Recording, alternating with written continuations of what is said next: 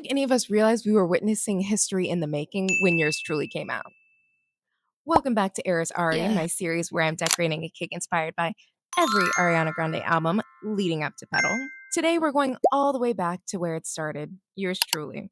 At the time, I only knew Ariana as Cat Valentine, and I wasn't a big Nickelodeon kid, so there's that. But then the way came out, and I remember thinking, okay, I can get with this. And in my most humble of opinions, yours truly has aged like fine wine. Literally over a decade later, and she is still in my top three Ari albums. That 90s pop R&B sound is all over this album, and it just works so well. And I think it would honestly be criminal not to talk about Honeymoon Avenue. I genuinely think that's one of her best songs she's ever made. The strings, the vocals, the lyrics, and I honestly don't care how many songs Miss Ariana releases. Honeymoon Avenue will always be that girl. And the fact that this is her debut album is actually insane.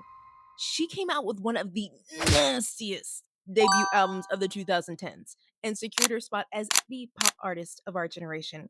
Okay, so here's my girl, and I love how this one turned out. For this cake, I wanted it to feel like a super girly love letter, and I think I nailed it. Let me know in the comments what you think. It's so crazy to think that we were listening to Ariana's very first album without knowing we'd still be here over a decade later. We've watched her grow from yours truly all the way up to Petal. And speaking of Petal, she's next up. And I honestly can't believe that we're finally here. It went by so quickly. But before I go, I have to know, what's your favorite song on yours truly? And if you've been enjoying Eras of Ari, stick around because we're not just making albums, we're reliving them.